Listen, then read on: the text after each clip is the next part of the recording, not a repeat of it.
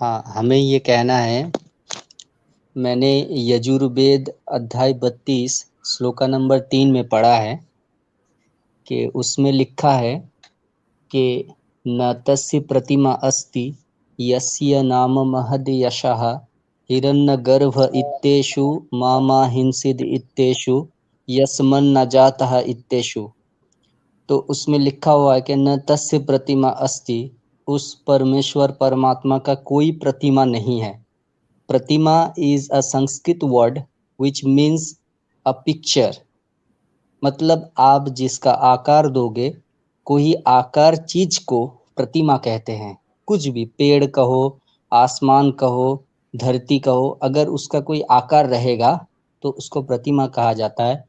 तो उसमें कहा गया है न तस्य प्रतिमा अस्ति, उस परमेश्वर परमात्मा का कोई भी प्रतिमा नहीं है।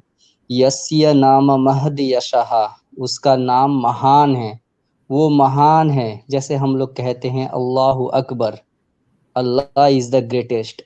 तो वेद में आपको दिखेगा कि एकत्ववाद का, जो हम लोग तौहीद की तरफ बुलाते हैं, प्रॉफिट मोहम्मद सल्लल्लाहु अलैहि वसल्लम एक अल्लाह की तरफ दावत दिया। तो हिंदुओं को इस वेद पे अमल करना चाहिए और एक ईश्वर पे मानना चाहिए, और बुत परस्ती, आइडल वर्शिप, इसको छोड़ देना चाहिए। आज जो सनातन धर्मी हैं, जो अपने आप को सनातन धर्मी कहते हैं, वे एक ईश्वर परमात्मा को मानते हैं, लेकिन उसके बाद मूर्ति पूजा करते हैं।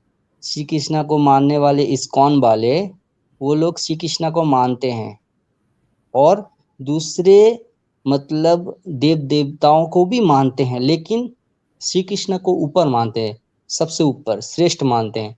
लेकिन श्री कृष्ण का प्रतिमा है, उसका पिक्चर बना के उसको पूजते हैं। तो ये वेद के खिलाफ है। न तस्य प्रतिमा अस्ति, उस परमेश्वर परमात्मा का कोई प्रतिमा नहीं है। अगर आप अच्छा, प्रतिमा दोगे तो आप साबिर भाई, मुझे उस पे कुछ फिर कहना है। हेलो साबिर भाई, मैं इसका जवाब मुझे कुछ कहना है इस पे, ऑब्जेक्शन है मुझे इस पे। ठीक है, ठीक हेलो, है। देखिए, सनातनी भाई आप कहिएगा, हाँ और मैं कह रहा हूँ, पंडित जी देखिए, इसके बाद फिर आप कहेंगे, और फिर हमारे हाँ जो अक्षय पंडित साहब हैं, फिर उसके बाद वो इस पे कमेंट करेंगे, ठीक है। देखिए, ये साबिर जी, जो सज्जाद साबिर नाम में बोल रहा हूँ, जो बोला उन्होंने ठीक है, वेदा में कहा गया है। तो ये चीज में बताया ना आपको, हिंदू धर्म इज नॉट ओनली फॉर वेदा। वेदा ही सिर्फ हिंदू धर्म नहीं है। आप सही महाभारत है। में जाइए, श्री कृष्ण ने कहा है, मैं हर कण कण में, जो जो मतलब कि एक एक पार्टिकल में मैं उसमें हूँ, उसमें मैं एग्जिस्ट हूँ। ठीक है, तो ये आप, सातवें अध्याय के अंदर भी यही बात कही गई है, हाँ 7वें लिखा है ना, अध्याय तो में, आप हर कण कण में, हर एक हर पार्टिकल में, जीव तो में, भाई, हर जीव, बिल्कुल बिल्कुल ये कहा गया है। हाँ तो अब सुनिए, अब एक बात सुनिए। तो आप अगर आप मूर्ति बनाते हैं, उसका स्टेच्यू बनाते हैं, तो वो उसमें भी पार्टिकल है, अब उसमें भी है शामिल, आप उसको भी पूजा करें तो उसमें है, वो गॉड है उसमें, श्री कृष्णा है उसमें। तो आप हर एक ही चीज को लेकर ना चले, तो वो चीज है ही वहां पे, मैं तो बोल रहा हूँ, नो इश्यू विद दैट। अब यहाँ भी है, आपको कड़कड़ में है तो ये भी मानिए आप उपनिषद की बात मानिए, जिसमें कहा कि मूर्ति पूजा को, जो शिव को हम बनाते हैं, वो जो मूर्ति बनाते हैं उसको भी फॉलो कीजिए, फिर सब हम माने, आप एक ही तरह क्यों माने? हम सब, वही कह रहा हूँ आपसे, ये कॉम्बिनेशन है। आप जो सिर्फ हिंदू धर्म सिर्फ वेद से रिलेटेड नहीं है, वो वेद है, महाभारत है, रामायण है, बहुत सारी चीजें हैं। तो हर एक जो गॉड हर एक पार्टिकल में है मौजूद। तो आप चाहे उसका मूर्ति बनाए, चाहे उसका आप उसका स्टेचू कुछ भी ऐसे बनाए, कोई चीज आप उसको किसी एक पार्टी एक किसी चीज को आप बोल दे कि ये चीज हम उसको वो करते हैं, कोई पत्थर है मान लीजिए, उसको भी उसमें है God, as per Mahabharat Shri Krishna.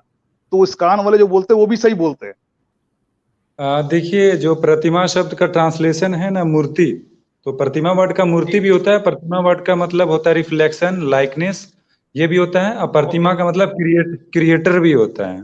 ठीक है, तो प्रतिमा के 8 मतलब है, जिसे मैंने आप लोगों को 3 मतलब बताए जो फिलहाल मुझे याद है। एक क्रिएटर है, एक होता है लाइकनेस, रिफ्लेक्शन, और एक होता है आइडल, और ये से आइडल हो गया और फिगर हो गया, जो भी चीज हम देखते हैं, मूर्ति इत्यादि। तो मैं इसमें ये कहूंगा, आइडल, इमेज, ये सब आ गया उसमें, तीसरे वाले मीनिंग में। तो जो पहला मीनिंग है ना प्रतिमा का, जो वेद के अकॉर्डिंग है, जो वैदिक जमाने में प्रचलित थी, उसका मतलब है नातस्य प्रतिमा अस्ति यस्य नाम महद यश, यानी उस परमेश्वर के समान दूसरा कोई नहीं है, there is no likeness of him. उसका नाम है महान यश देने वाला, उसका नाम है महान यश वाला, इसलिए वहां पे मूर्ति शब्द का जो है पहला प्रयोग करना तो पहले गलत हो गया। दूसरा मतलब क्या, ना तस्य प्रतिमास्ति, उसकी जैसा दूसरा कोई क्रिएटर नहीं है बल्कि वही क्रिएटर है, ठीक है। तब तीसरा मीनिंग में अगर हम तीसरा वर्ड लेते हैं तब जाके होगा नाते से प्रतिमासन, उस परमेश्वर का कोई मूर्ति नहीं है। तो सबसे पहले तो ये हो गया, ये आर्य समाज में जो है मतलब स्वामी दयानंद सरस्वती जी महाराज ने बताया था कि प्रतिमा का उन्होंने ये मीनिंग लिया था मूर्ति। तो खैर अगर हम there is no likeness of him कहें तो भी ये उससे सिमिलर इसलिए हो जाता है क्योंकि मूर्ति जो है परमेश्वर का बराबरी नहीं कर सकता है। कहाँ मूर्ति कहाँ परमेश्वर जो अनंत है। तो इसलिए तो मैं कहूंगा जो आकर के ये कह रहे थे नाते से प्रतिमास्ति का मतलब है there is no idol of God, तो ये तो गलत है कि वो यहाँ आइडल शब्द का मीनिंग है, ऐसा नहीं। हाँ लेकिन ये कह रहे हैं अगर उसके इस सेंस में कह रहे हैं कि उस गॉड का कोई आइडल नहीं है, हाँ बात सही है, पर वो उस गॉड का मूर्ति है, मूर्ति है। मूर्ति मतलब जीवित मतलब भी है, वेद में मैं बता देता हूँ कि मूर्ति का मतलब जीवित चीज से है। और आप जो है वो मूर्ति का मतलब देख रहे हैं जो क्लासिक संस्कृत में, क्लासिक संस्कृत की जो मीनिंग है उसे मत लीजिए बल्कि वैदिक वर्ड में वैदिक संस्कृत का मीनिंग लीजिए।